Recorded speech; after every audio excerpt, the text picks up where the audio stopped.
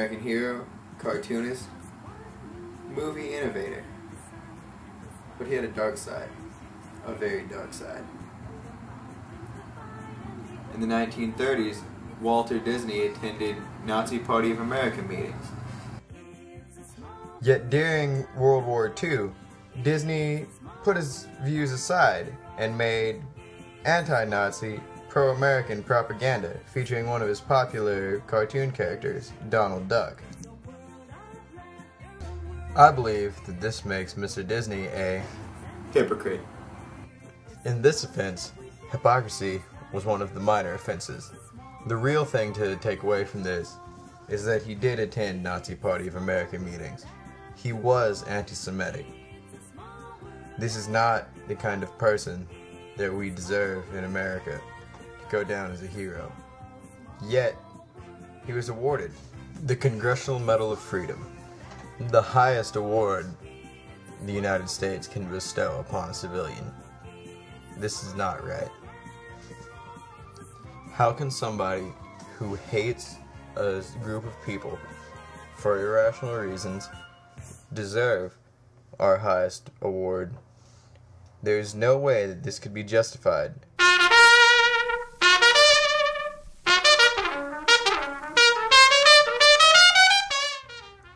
On October 24th, 1947, Walt Disney testified in front of the House Un-American Activities Committee.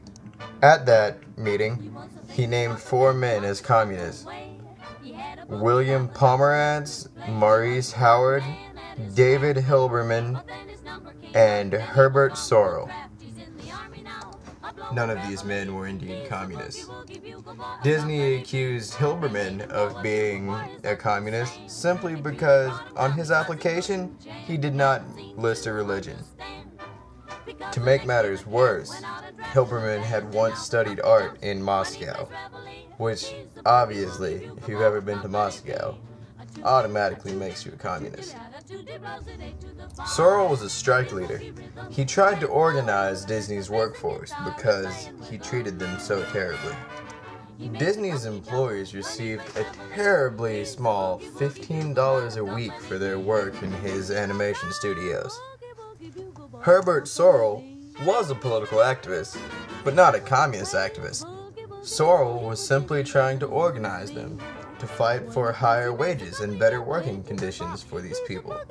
But yet, because Disney didn't want anybody to ruin his perfect fairy tale world that he had created, much like the ones in his movies, he promptly lied to the government and labeled Sorrell as a communist, ruining his life and forever sending him into American history as a villain. Jump down, turn around, pick a bale of cotton. Jump down, turn around, pick a bale of hay. Oh, Lordy. Many of Disney's films had highly racial undertones. Here are some of his highly racial clips from these movies. First is a scene with the crows from Dumbo. Notice how all the crows are black, poorly educated, and act all around foolish. See an elephant fly? Well, I seen a horse fly. I seen a dragon fly. I seen a house fly. See, I seen all that too. I seen a peanut stand and heard a rubber band. I seen a needle that winked its eye. But I be done seeing about everything when I see an elephant fly. This scene is taken from Peter Pan. Notice how the Native Americans are referred to as the Red Man and Injuns. Brother, all about Red Man. Good. This should be most enlightening. What makes the red man red? When did he first say ugh? Why does he ask you how? Why does he ask you how? Why does he ask you how? What's the engine didn't know all the things that he know now, but the engine he sure learned a lot. Song of the South, sweet potato pie and I shut my mouth. This final scene is from possibly the most racial of all of Disney's movies. It was called Song of the South. Released in 1946, Song of the South was the story of Uncle Remus, a kindly old African-American man working on a plantation. He had exaggerated examples of what a poor black man would have spoken like, and portrayed the classic, idyllic version of the master-slave relationship. The film was considered so racially inappropriate that it was never released on home video. To this day, Disney does their best to try and conceal this black mark on their pearly white Aryan faces. In this segment, notice how the lighting in the shot causes it to look as though Uncle Remus is much darker than he really is, where you can only see it sometimes, his teeth and eyes.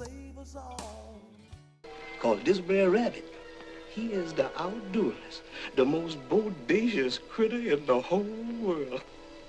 Now, this here tale didn't happen just yesterday, nor the day before. 'Twas a long time ago, and in them days, everything was mighty satisfactory. The critters, they was closer to the folks, and the folks, they was closer to the critters.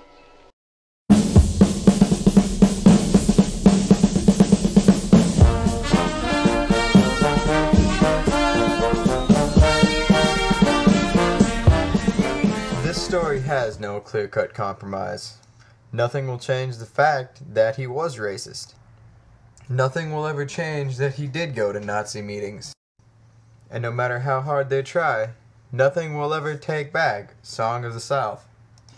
And Walt Disney will always have the Congressional Medal of Honor. The closest thing that we can take to a compromise is that Disney is no longer quite as racist as they once were.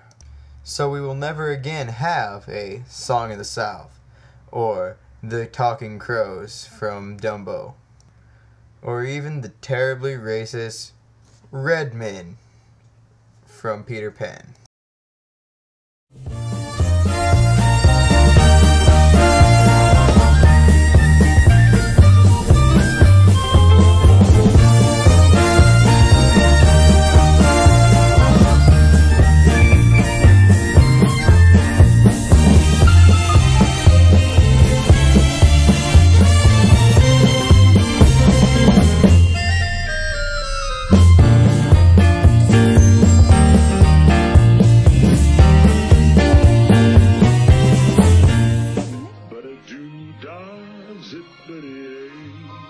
Negroes are inferior in every way.